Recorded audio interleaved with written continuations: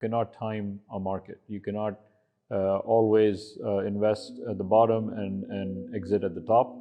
The best thing to do is continue to buy while the market is going down. As we sit here today and we look out of where we should be in the next 12 to 18 months, we feel that it is actually potentially prudent to maybe reduce some of your exposure on the equity side and increase your exposure on the fixed income side to rebalance risk and to rebalance your portfolios.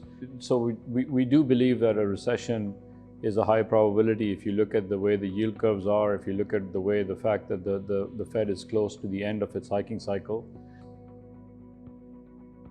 And so here at Mala, the portfolios that we've designed and the risk allocations that we've made take into account various investment cycles, various investment outlooks, and cater for the risk profile of the investor.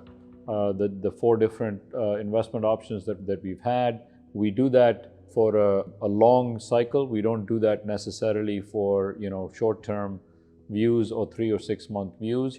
We feel that the portfolios that we currently have are behaving and are reacting exactly how we would expect them to given market conditions. We are obviously evaluating our asset allocation, our risk profiles on a continuous basis. If we feel that there are some investment options or some weights that need to be adjusted, you will obviously see changes if changes need to be made. In my career, in my 30-year career, one thing that I've learned is you cannot time a market. You cannot always invest at the bottom and exit at the top. The best thing to do is continue to buy while the market is going down, because you are reducing your average cost of entrance into the market, and obviously continue to buy even when the market is going up. Just have a long-term horizon. If you stop buying when the market goes down and you only start buying when the market is going up, or you will never really be able to take advantage of reducing your average cost into the market. And reducing the average cost in the market is an important strategy of maximizing your returns when the market is going up. I think the factors that you need to consider, obviously, number one is your age, number two is your earnings profile, and number three, and most important, is your investment horizon and investment objective.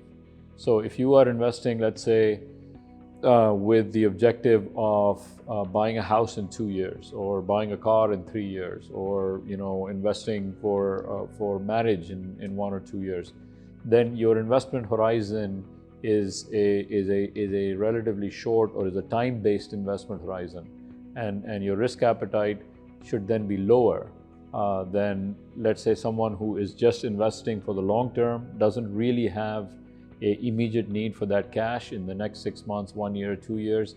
It's a savings, it's a long-term savings that they would require, when and if they need in the future, without a specific timeline on it. If that's the kind of profile that you're looking at, then you can afford to take slightly more risk and be in the more aggressive parts of the risk allocation. If you are withdrawing positive returns from the market, you are essentially not taking advantage of the potential compounding effect that the market can provide you. Then it's obviously diluting the total upside that you can get. But obviously, it depends again on your risk profile and your strategy of what you want to accomplish. Investing is a long-term business. It is not a cyclical situation. If you look at the returns on most markets, you need to look at them in 10, 15, 20-year cycles, not necessarily in 6-month or 1-year cycles. Continue investing. Let the short-term fluctuations pass, and inshallah you'll do great.